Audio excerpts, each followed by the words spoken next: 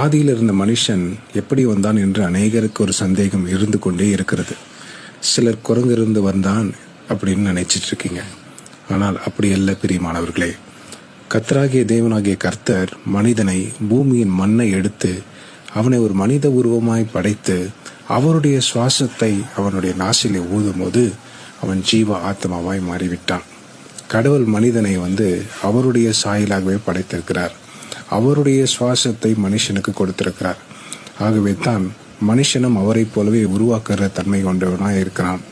அவரை போலவே அநேக காரியங்களை படைக்கின்றான். அவரை போலவே அதிகாரமுடையவராய் இந்த உலகத்திலே அனைத்தையும் ஆளுகை செய்து ஜீவனோடு இருக்கிறான். கர்த்தர் சொல்லுகிறார், பலுகி பெருகுங்கள் என்று. அதை போல அவன் பூமியிலே 800 கோடி மக்களாய் இம்மட்டும் பலுகி இருக்கிறான். ஆனால் கர்த்தருடைய சொன்ன வார்த்தை அவன் கீழ்ப்படியாமல் போனது நிமித்தம் பாவம் அவனுக்குள் வியாதி மரணம் விட்டது. அதை போக்க கர்த்தராகிய இயேசு கிறிஸ்து மீண்டும் பரலோகத்திலிருந்து பூமிக்கு மனுஷனுக்கு நித்திய ஜீவனை கொடுக்க வேண்டும் என்று சொல்லி அவர் தன்னுடைய ஜீவனை சிலுவையிலே கொடுத்து அவருடைய இரத்தத்தினாலே மனுஷனை மீட்டிருக்கிறார். அவருடைய இரத்தம் சகல பாவங்களை நீக்கி சுத்திகரி